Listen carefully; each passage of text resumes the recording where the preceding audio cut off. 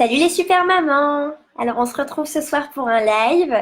Pour celles qui ne me connaissent pas encore, je fais des lives chaque semaine sur le groupe. Je m'appelle Noémie, je suis conseillère en petite enfance. Je travaille en Israël dans des crèches, des maternelles. Je conseille des maîtresses et des parents en pédagogie positive, en développement de l'enfant. Et ce soir, je voulais vous parler d'un sujet qui peut toucher tous les parents, qui nous a tous touchés à un moment ou à un autre, enfin surtout qui touche tous les enfants à un moment ou à un autre de leur vie. En général dans la première année, mais ensuite ça peut revenir avec des régressions vraiment chaque année, même chez les enfants beaucoup plus grands. C'est les enfants qui sont collés à leur papa-maman. Le plus souvent, c'est à leur maman. Les enfants qui se collent à leur maman et qui n'arrivent pas à se détacher. Alors, cette semaine, j'ai fait un atelier super avec des mamans au top. Donc, il y avait des mamans du groupe. Salut les mamans, vous êtes vraiment au top. Et il y a une des mamans qui racontait que son enfant était toujours collé à elle. Dès qu'ils étaient ensemble, bah, il s'accrochait à elle. Et quand elle sortait de son champ de vision, qu'elle allait à la cuisine, il se mettait à hurler et qu'il n'arrivait pas à la laisser partir. Et c'est hyper pesant pour cette maman du coup parce qu'elle se retrouve avec un enfant qui est tout le temps dépendant d'elle, accroché à elle et elle peut pas aller aux toilettes une minute en étant tranquille. Alors qu'est-ce qu'on fait dans cette situation quand notre enfant se colle à nous? Euh, alors aujourd'hui je vais vous parler des erreurs à éviter, qu'est-ce qu'il vaut mieux pas faire et qu'est-ce qu'on peut faire pour aider notre enfant et pour pouvoir un petit peu respirer sans avoir notre enfant qui se colle à nous. Salut les filles, n'hésitez pas à m'écrire en commentaire si vous avez des situations qui sont similaires, me dire un peu quels âges ont vos enfants et comme ça je pourrais comme ça vous répondre aussi à vos questions dans la limite de temps qu'on trouve dans le live. Alors, euh, déjà, un enfant qui est collé à ses enfants, à ses parents, c'est bon signe. Pourquoi c'est bon signe? Ça veut dire qu'il trouve en ses parents une source de sécurité. Un enfant, il a peut-être des périodes où il est agité. Une agitation, ça peut provenir vraiment de mille raisons. Même un enfant qui va un peu se faire gronder aujourd'hui à la crèche ou à la maternelle, quand il va rentrer à la maison, on va pas vraiment comprendre. Ça se trouve, ça s'est passé juste une minute, le reste de la journée s'est bien passé. Donc, c'est vraiment, on peut pas forcément mettre le doigt sur l'agitation de l'enfant, mais il a une certaine agitation intérieure. Et cette agitation intérieure, la chose qui va vraiment l'apaiser, c'est la présence de maman. Et dès que maman le quitte, bah, il a plus cette chose qui va l'apaiser. Comme il y a des enfants qui arrivent à se calmer avec la tétine, et ben la maman, ça peut être une sorte de tétine pour l'enfant. Et le fait que l'enfant arrive à s'apaiser avec sa maman, c'est bon signe. Ça veut dire que la maman lui donne ce sentiment de sécurité, est présente pour lui. Alors si ça vous arrive, ça veut dire que vous faites du bon boulot les parents. Sachez qu'il y a une recherche qui avait été faite qui vérifiait les relations parents-enfants. C'était une psychologue il y a 50 ans qui a fait cette recherche et elle a été reproduite plusieurs fois. C'était Ainsworth, si vous connaissez. Et en fait, il trouvait que les enfants qui venaient vers leurs parents quand ils étaient en situation de détresse, c'était des enfants qui étaient en bonne santé, des enfants dont les parents s'occupaient bien. Et il y avait des enfants dans la recherche qui, au contraire, ne venaient pas voir leurs parents, qui étaient dans leur coin et qui n'allaient pas trouver leurs parents comme source de réconfort. Et ils ont vu qu'en général, ça arrivait dans des familles dans lesquelles il y avait des dysfonctions, des parents qui donnaient pas suffisamment de présence émotionnelle, des parents qui n'étaient pas là pour leurs enfants quand ils en avaient vraiment besoin. Alors si ça vous arrive que votre enfant se colle à vous, rappelez-vous que la source est bonne, c'est que votre enfant trouve en vous la sécurité, que vous êtes un super parent, une super maman et que vous arrivez à répondre à ses besoins émotionnels et physiques. Donc déjà, c'est déjà rassurant. Maintenant, c'est vrai que c'est pesant et agaçant d'avoir tout le temps quelqu'un collé à nous, qu'on puisse pas aller aux toilettes tranquille. Et c'est pesant. Alors, je veux un peu répondre aussi à ce côté de nous, les mamans, qu'est-ce qu'on fait? Déjà, les erreurs à pas faire. Il y a des parents, quand ça leur arrive, qui répondent à leurs enfants, qui disent mais tu me saoules, mais tu peux me lâcher un peu, t'es un pot de colle. Ou bien, au lieu de dire ça à leurs enfants, ils en parlent à leur conjoint ou à leur copine devant leur enfant. Donc l'enfant est à côté. On se dit, bon, il est petit, il comprend pas, il a 1 an, 2 ans, il comprend pas de quoi je parle. On dit, mais il me saoule, ça fait toute la journée, il me lâche pas. Et en fait, sachez que nos enfants, ils captent tout, ils comprennent tout, notre intonation, nos mots, tout. Et un enfant qui entend ces mots, il va entendre, je suis gênant, j'incommode mes parents, je suis en trop. Il va développer quelque chose de négatif sur lui.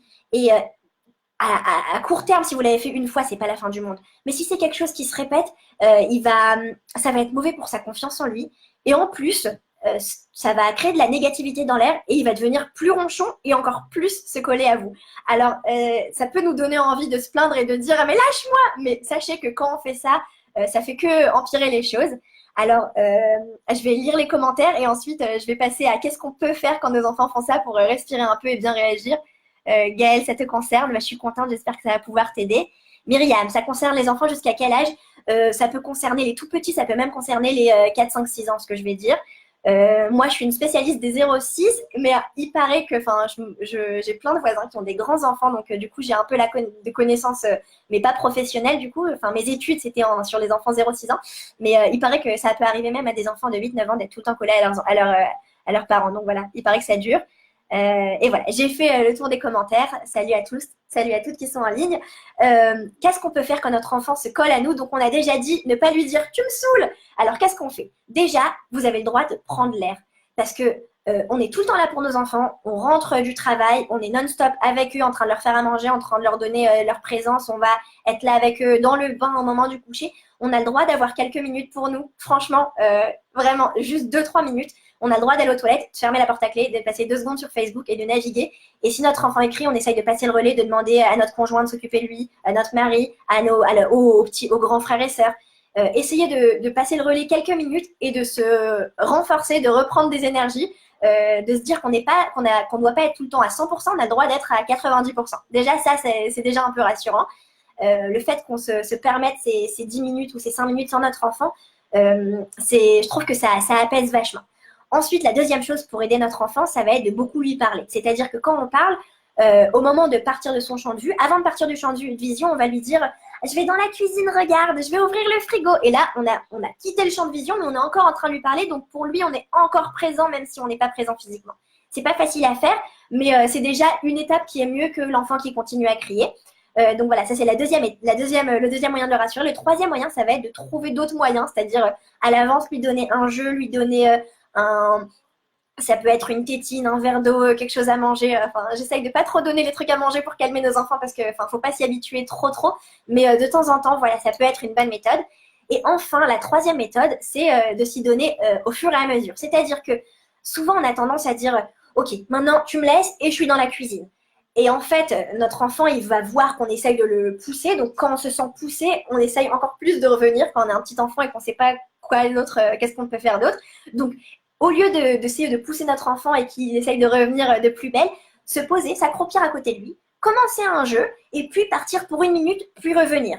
Recommencer le jeu ou lui parler, être en interaction avec lui à la même hauteur, puis repartir 2 minutes, puis revenir, puis repartir. En fait, en jouant à ce ping-pong, on va donner la présence dont l'enfant a besoin, on va leur donner cette sécurité dont ils ont besoin, et puis à chaque fois, on va prolonger ce laps de temps dans lequel il ne sera pas avec nous. Et comme ça, on va l'habituer à être sans nous, mais à chaque fois lui montrer que t'inquiète pas, je suis là, mais maman revient. Donc voilà, j'espère que ça vous a aidé. Aujourd'hui, on a vu pourquoi c'était bien quand notre enfant était collé à nous. Ça peut nous sembler vraiment pesant, agaçant, mais c'est bon signe, ça veut dire qu'on est des bons parents, que notre enfant se sent en sécurité avec nous. On a vu les erreurs à pas faire, ne pas dire à notre enfant tu me saoules, et qu'est-ce qu'on peut faire pour le rassurer par la parole, par d'autres moyens extérieurs comme des jeux, des tétines à manger, etc. Et lui apprendre à s'éloigner à chaque fois au fur et à mesure et pas d'un coup. Voilà, j'espère que ça vous a aidé ce live. Je vais voir s'il y a d'autres commentaires, n'hésitez pas. Ah bah merci pour les tags, c'est trop bien. Myriam, tes enfants ont 12 et 9 ans, ils sont ultra collés, ils t'embrassent tout le temps, ils t'adorent, c'est hyper mignon. De l'extérieur, vraiment, je trouve ça vraiment génial quand il y a une relation qui est complice et forte avec les enfants parce qu'il y a des parents qui n'ont pas cette relation-là.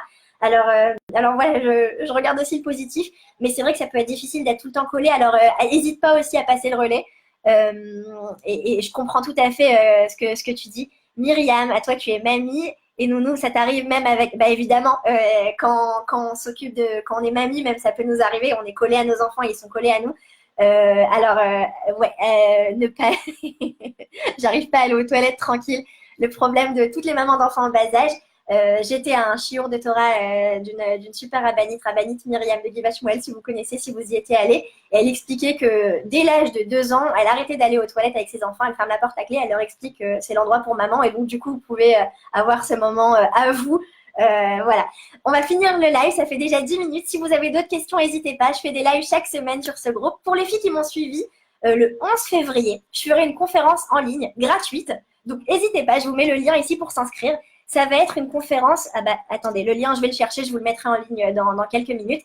Ça va être une conférence sur la colère. Comment faire pour pas se mettre en colère contre nos enfants? Voilà, je vous mets le lien maintenant. Regardez, vous pouvez vous inscrire.